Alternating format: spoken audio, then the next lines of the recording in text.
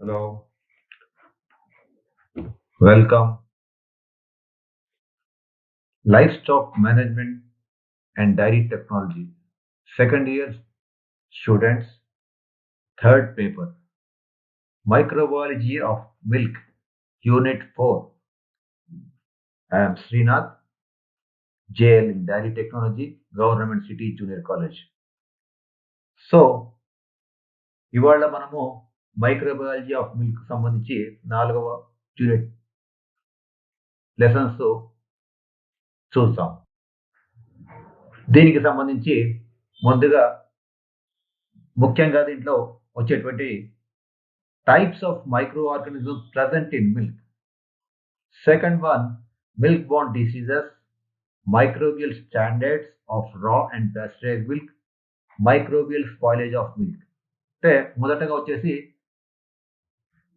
Micro organs ఏ రకాలైనటువంటి micro organs పాలలో ఉంటాయి. రెండవది పాల ద్వారా సంక్రమించేటువంటి వ్యాధులు మరియు పాలు పాస్టరైజ్ మిల్క్ లో ఉన్నటువంటి మైక్రోబియల్ స్టాండర్డ్స్ మరియు రా మిల్క్ లో ఉన్నటువంటి స్టాండర్డ్స్. తర్వాత నాలుగవది వచ్చేసి పాలు ఏ విధంగా చెడిపోవడానికి అవకాశం ఉన్నది అది. Next one is types of micro organisms present in milk. అంటే ఎటువంటి రకాలు ఏ రకాలటువంటి మైక్రో ఆర్గానిజమ్స్ పాలలో చేరుతాయి ఉంటాయి అనే వాటి మీద. దాంట్లో ముందుగా వచ్చేసి మైక్రో ఆర్గానిజమ్స్ లో streptococcus organisms are gram positive and spherical or ovoid. అంటే ఈ స్ట్రెప్టోకాకస్ ఆర్గానిజమ్స్ గ్రామ్ పాజిటివ్ ఉంటాయి, అదేవిధంగా స్పెరికల్ ఉండగా కానీ ఓవైడ్ గా కానీ అంటే ఒక ఎగ్ షేప్ లో కానీ ఉంటాయి. It's homofermentative acid as an end product. Homoferment అంటే తమలో తామే ఉత్పత్తి, అంటే ఒకే ఎండ్ పదార్థంగా ఉంటుంది. అంటే ఏదైనా ప్రోడక్ట్ యాసిడిఫికేషన్ జరిగినప్పుడు ఒకటే పదార్థంగా ఉంటుంది, దాన్నే హోమోఫర్మెంటేటివ్ అంటారు. అండ్ యాసిడ్ అనేది దానికి ఎండ్ ప్రోడక్ట్. అంటే lactose is converted into lactic acid. Lactose ను లాక్టిక్ ఆమ్లంగా ఇది మార్పు చెందుతుంది స్ట్రెప్టోకాకస్. రెండవది వచ్చేసి lactobacillus group. These are gram positive rods shape non sporulating. Sporulating అంటే స్పోర్స్ దీంట్లో ఉండవు. These are homo and heterofermentative. రెండు రకాలటువంటి, అంటే దీని యొక్క ఫర్మెంటేషన్ జరిగినప్పుడు ఒక పదార్థమే కాకుండా రెండు విధాలటువంటి పదార్థాలు కూడా దీంట్లో ఉంటాయి. అంటే గ్యాస్ ప్రొడ్యూసింగ్ కూడా ఉంటుంది హెట్రోఫర్మెంటేటివ్ లో. మూడవది వచ్చేసి the genus lactobacillus is subdivided into 3 groups. Genus lactobacillus అనే 3 విధాలుగా వర్గీకరించడం జరుగుతుంది. మొదటిగా వచ్చేసి థర్మోబాక్టీరియం, స్టెప్టోబాక్టీరియం. మొదటిది వచ్చేసి థర్మోబాక్టీరియం, రెండవది స్టెప్టోబాక్టీరియం అండ్ మూడవది వచ్చేసి బీటా బ్యాక్టీరియం.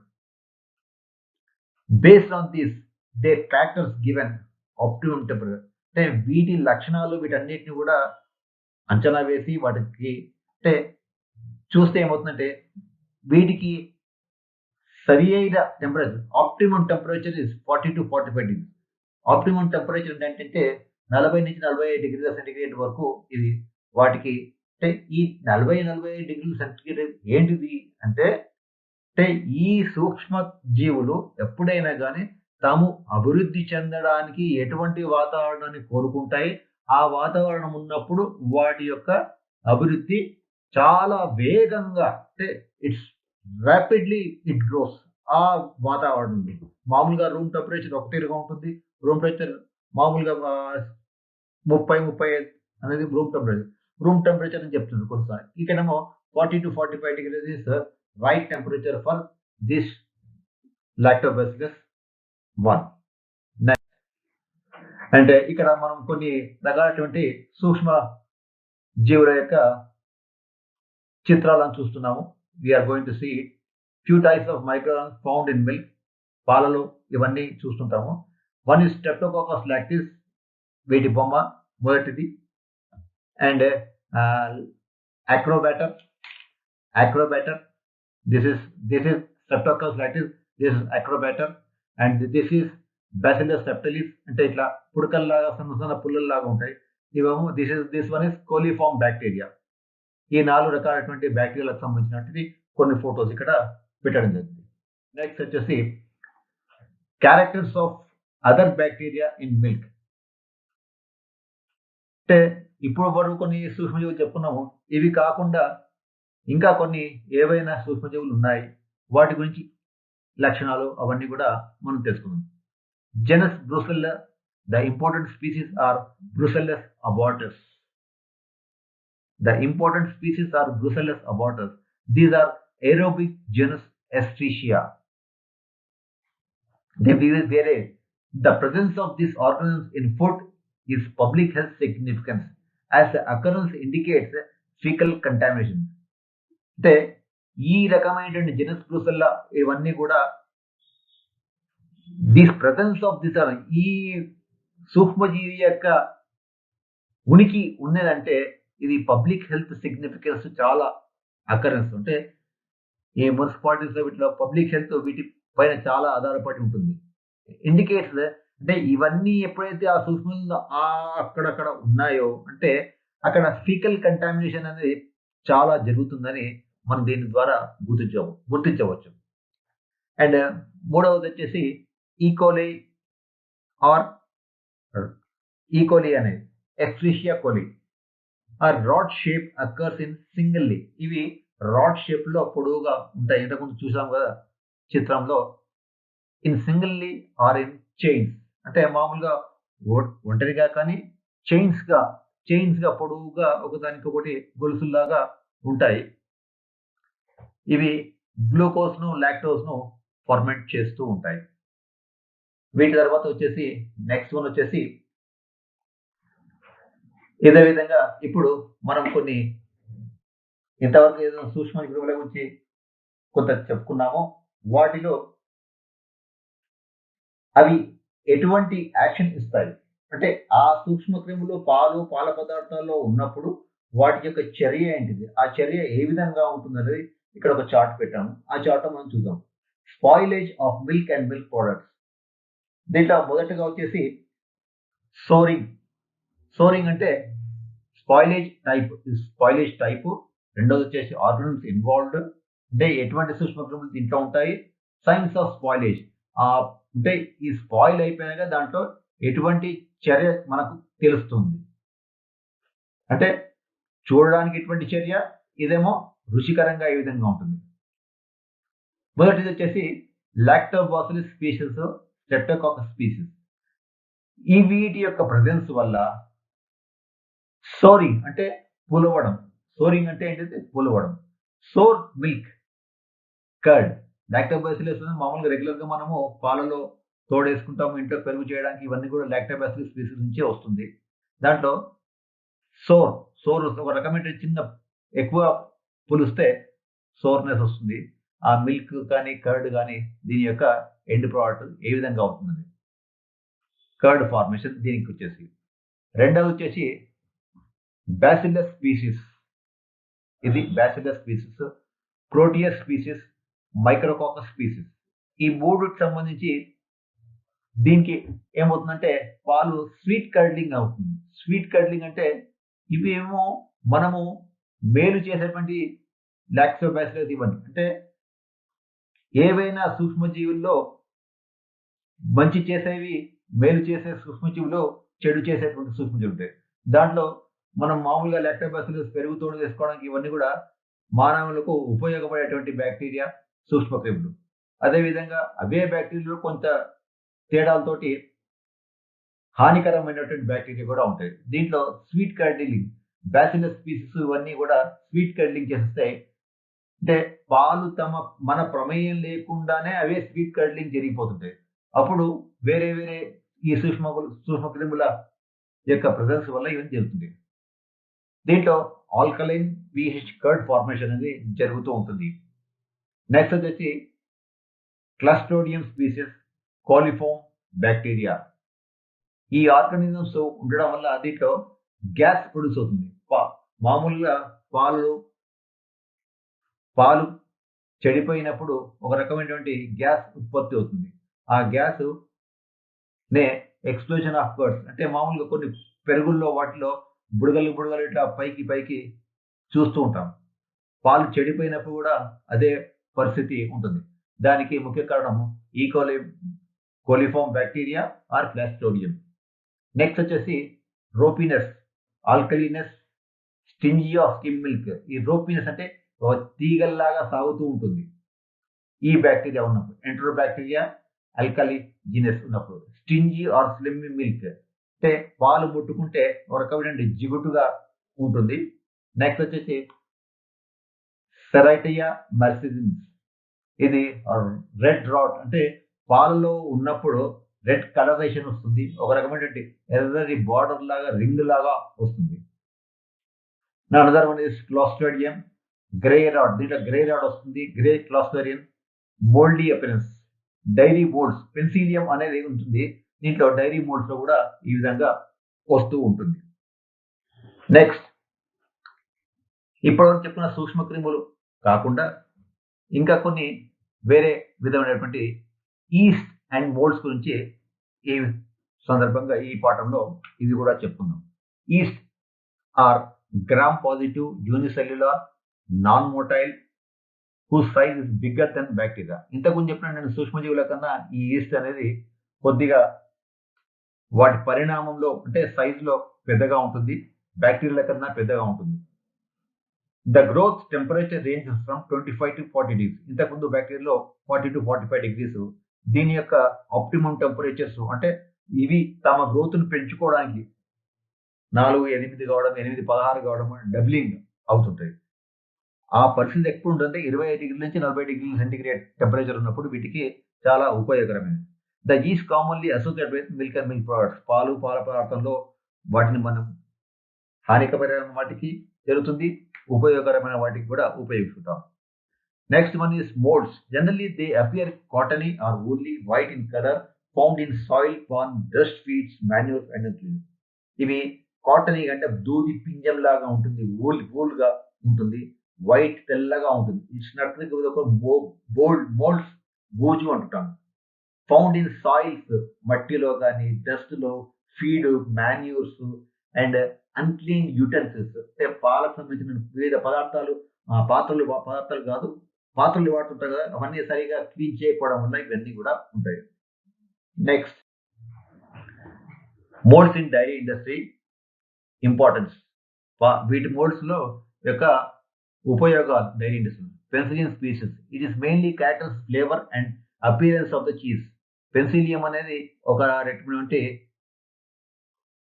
మోల్డ్. దీన్ని మనం చాలా వాటిలో వాడుతున్నాం. అదేవిధంగా ఎస్పెషల్లీ క్యామంబర్ట్ చీజ్ లో, ఈ క్యామంబర్ట్ బ్రిక్ చీజ్ లో కూడా ఈ ఒక రకమైనటువంటి మోల్డ్ వాడుతుంటారు ఆ చీజ్ స్ట్రక్చర్ కోసము, వాటి కోసం. Next milk borne diseases. Milk borne diseases అంటే పాల ద్వారా సంక్రమించేటువంటి వ్యాధులు. ఏంటి పాల ద్వారా వ్యాధులు? చాలా వ్యాధులు పాల ద్వారా సంక్రమిస్తుంటాయి. దీంట్లో ముఖ్యంగా different microorganisms may get access to the milk and milk products from different sources of causes foodborne diseases. దాంట్లో ముఖ్యంగా salmonella food poisoning symptoms. Salmonella అనేది కూడా ఒకటి. దీని సాల్మోనెల్లా రావడం వల్ల నోజియా, వామిటింగ్, తల తిరగడం, వామిటింగ్, అబ్డామినల్ పెయిన్, డయేరియా అంటే మోషన్స్ అతిగా రావడము, వాటరీగా, చిల్స్ హెడ్ తల బిగుసుకోవడం, హెడేక్ అండ్ మస్కులార్ విగ్డం బలహీనంగా ఒళ్ళంతా బలహీనంగా ఉండడము, డ్రౌజినెస్ మత్తుగా అండ్ మోడరేట్ ఒక రకమైన ఫీవర్ ఉంటుంది. Prevention and control. Hygienic during production, infected person not allowed. ఇదేంటంటే పాలు ఉత్పత్తి చేసేటప్పుడు ఎక్కువ హైజెనిక్ ఉండాలి. ముఖ్యంగా దీనికి ప్యాస్చరైజ్ మిల్క్ అనేది చాలా ఉపయోగం. ప్యాస్చరైజ్ మిల్క్ వాడితే ఈ డిసీజ్ రావడానికి కొంచెం ఉంటుంది. Next other borne diseases. Other milk borne bacteria diseases. Tuberculosis. Tuberculosis అనేది టీబీ అనేది దగ్గు తోటి వస్తుంటుంది, చాలా మటుకు చూస్తుంటాము. Organisms mycobacterium tuberculosis producers pulmonary tuberculosis. Pulmonary అంటే ఊపిరితిత్తులకు సంబంధించి ట్యూబర్కులోసిస్ మైకోబాక్టీరియం ద్వారా వస్తుంది. ఇది మిల్క్ యానిమల్స్ హ్యాండ్లర్స్ పాల ద్వారా వస్తుంది, యానిమల్స్ ద్వారా వస్తుంది. హ్యాండ్లర్స్ అంటే అక్కడికి ఇక్కడికి పాలను రవాణా చేసేవాళ్ళు అండ్ నీటి ద్వారా కూడా ఇది సంక్రమిస్తుంటుంది. ఇది మామూలుగా అన్ని టీబీ బ్యాక్టీరియా ఒకటే పాస్టరైజేషన్ 15 సెకండ్స్ పెట్టడం దానికోసమే 70 డిగ్రీల టెంపరేచర్ కన్నా ఎక్కువ కూడా ఇది హీట్ రెసిస్టెంట్ సర్వైవ్ అవుతూ ఉంటుంది. Symptoms of pulmonary cough, fever, loss of weight. దీనివల్ల సిమ్టమ్స్ అంటే పల్మనరీ ఊపిరితిత్తులకు సంబంధించిన వ్యాధి, కాఫ్ ఉంటుంది, ఫీవర్ ఉంటుంది, లాస్ ఆఫ్ వెయిట్. దీనికి కూడా ముఖ్యం ఏంటంటే ప్రాపర్ హీట్ మిల్క్ హీట్ తీసుకోవడం వల్ల ఉపయోగాలు ఉంటాయి. లేకపోతే మిల్క్ లో టీబీ బ్యాక్టీరియా ఉంటుంది. Next bacteria flavours.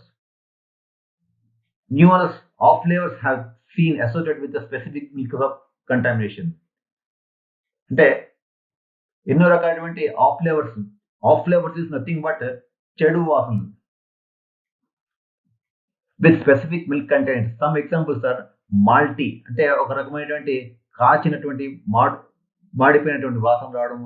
లాక్టిస్ వర్మాల్టిజెన్స్ ఈ బ్యాక్టీరియా వల్ల కూడా ఉత్పత్తి ఉండడం వల్ల కూడా పాలలో ఆ రకమైనటువంటి వాసనలు వస్తుంటాయి. ఇంకొకటి పాలు ఒక రకమైనటువంటి బిట్టర్నెస్ వస్తుంది. ప్రోటియోలైటిక్ బ్యాక్టీరియా వల్ల ఈ బిట్టర్నెస్ వస్తుంది. ఇంకొకటి ర్యాన్సిడ్ అంటే ఆక్సిడేషన్ అనే ర్యాన్సిడ్ స్మెల్ వస్తుంటుంది. దీనికి లిప్లోలైటిక్ బ్యాక్టీరియా వల్ల కూడా ఈ ర్యాన్సిడ్ వాసన వస్తుంటుంది. అన్క్లీన్ కోలిఫామ్ బ్యాక్టీరియా అంటే అశుభ్రంగా పరిశుభ్రంగా లేకుండా ఉండడం వల్ల కోలిఫామ్ బ్యాక్టీరియా వస్తుంది. ఇంకొకటి ఫిషీ స్మెల్ పచ్చి చేప వాసన ఉంటుంది కదా, ఆ విధంగా స్యూడోమోనాస్ బ్యాక్టీరియా ఉండడం వల్ల ఈ రకమైనటువంటి వాసన వస్తుంటుంది.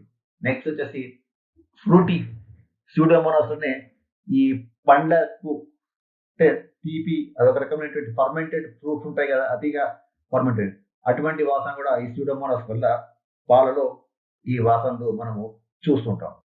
నెక్స్ట్ మైక్రోబియల్ స్టాండర్డ్స్ ఆఫ్ రా and pasteurised milk.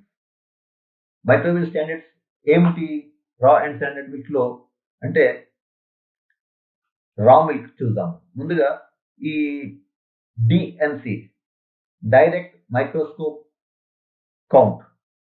What is direct microscopic count అంటే ఈ డైరెక్ట్ మైక్రోస్కోప్ కౌంట్ అనేది ఒక పాలు మామూలుగా వచ్చినప్పుడు ప్రతి ఫామ్ లో అయినా చిల్లింగ్ సెంటర్లో అయినా కలెక్షన్ సెంటర్స్ లో వివిధమైన టెస్టులు పరీక్షలు చేస్తారు. ల్యాబ్ టెస్టులు అదేవిధంగా చిల్లింగ్ సెంటర్లో చేస్తారు. వచ్చినటువంటి డైరీ ప్లాంట్ లో వచ్చినప్పుడు వివిధ పరీక్షలు. దాంట్లో ముఖ్యంగా ఈ పరీక్షలన్నీ ఎస్పీసీ స్టాండర్డ్ ప్లేట్ కౌంట్ కానీ డిఎన్సీ కానీ ఖచ్చితంగా చేస్తారు.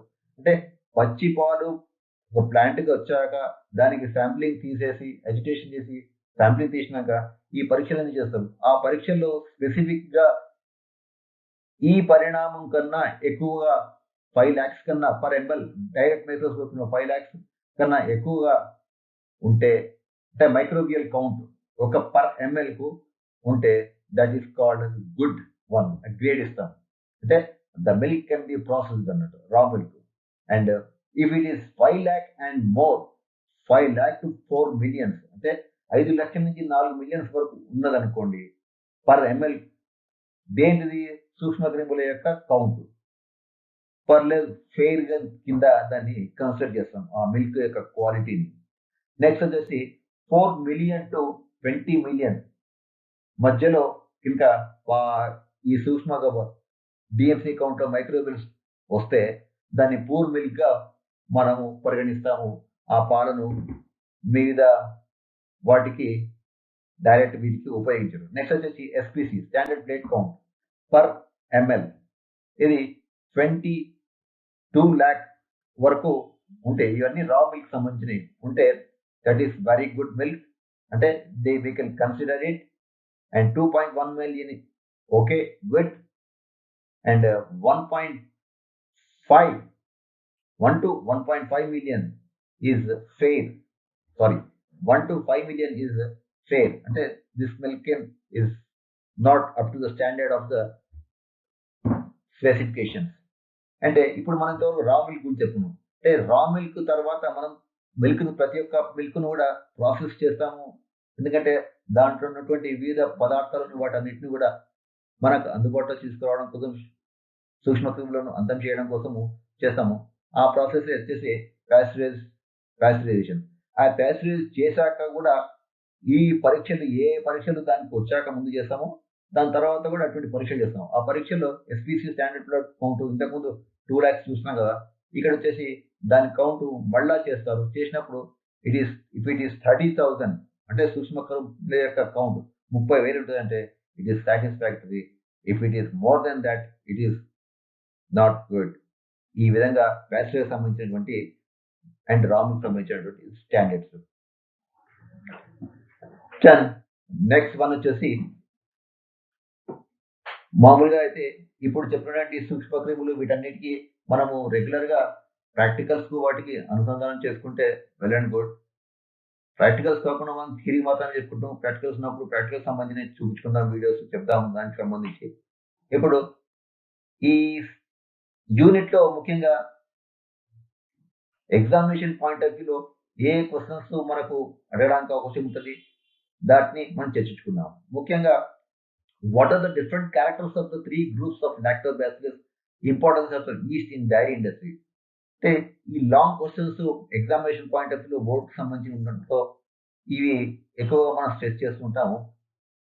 లాక్టోబోసిస్ సమూహంలో అంటే మనం ప్రతి ఒక్క దాన్ని క్యారెక్టర్స్ డిఫరెన్షియేట్ చేసుకుంటూ వచ్చాం గనుక దాంట్లో లాక్టోబాసిల్లస్ సమూహంలో ఉన్నటువంటి మూడింటి యొక్క వివిధ లక్షణాలు తెలపండి. అంటే ప్రతి ఒక్క బ్యాక్టీరియాకు ఒక్కొక్క లక్షణం ఉంటుంది. ఆ లక్షణాన్ని ఇంతకుముందు చెప్పుకున్నాం కదా! 3 రకాలైనటువంటి బ్యాక్టీరియాలు. ఆ బ్యాక్టీరియాలను మనం ఒక్కొక్క దానికి ఒక్కొక్క లక్షణం చెప్పుకున్నాము. ఆ లక్షణాలు అవన్నీ విశదీకరించుకుంటూ ఈ లాంగ్ క్వెషన్స్ ఆన్సర్స్ మనం రాసుకుందాము, తెలుసుకుందాము. దీనికి ప్రతి ఒక్క దానికి కూడా 6 మార్క్స్ ఉంటాయి. నెక్స్ట్ వన్ వచ్చేసి లాక్టోబాసిల్లస్ అయిపోయింది. Next classify milk borne diseases with suitable examples. అంటే మిల్క్ బార్న్ డిసీజెస్ అనగానేమి? డిసీజ్ అనగానే suitable example. Milk borne diseases వేటి వల్ల వస్తుంది? వాటికి సంబంధించినటువంటి ఉదాహరణలు చెప్పుకుంటూ ఈ పాల ద్వారా సంక్రమించే వివిధ వ్యాధులను విశదీకరించండి అని చెప్పేసి 6 మార్క్స్ క్వెషన్ ఉంటుంది. దీన్ని కూడా మనం దృష్టి పెట్టేసి బాగా వాటికి డివిజన్ చేసాము. ఆ విధంగా చూసుకోండి. చేసి మీరే పరీక్షకు ప్రిపేర్ కాండి. Next explain importance of yeast in dairy industry. అంటే పాల పరిశ్రమలో ఈస్ట్ యొక్క ప్రాముఖ్యతను తెలుపండి. పాల పరిశ్రమలో ఈస్టులు ఏ విధంగా ఉపయోగిస్తారు? ఏ ఉత్పత్తుల కోసం ఉపయోగిస్తారు? వాటి యొక్క ప్రాముఖ్యత, ఈస్ట్ అనేది డైరీ ఇండస్ట్రీలో ఉపయోగాలు వీటన్నిటిని తెలుపుకుంటూ మూడవ ప్రశ్నకు మనం ప్రశ్న జవాబులు చూసుకోవచ్చు. నెక్స్ట్ వచ్చేసి షార్ట్ ఆన్సర్ క్వెషన్స్. ప్రతి ఒక్క క్వెషన్‌కి వచ్చేసి 2 మార్క్స్ ఉంటుంది. ఇవన్నీ వెరీ స్మాల్ క్వెషన్స్. దీంట్లో ముఖ్యంగా ఆహారంలో వ్యాధి కలిగించు వివిధ సూక్ష్మజీవులను తెలపండి. Name the organisms that causes food infections.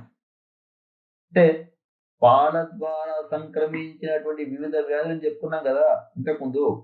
Name the organism that causes food infections.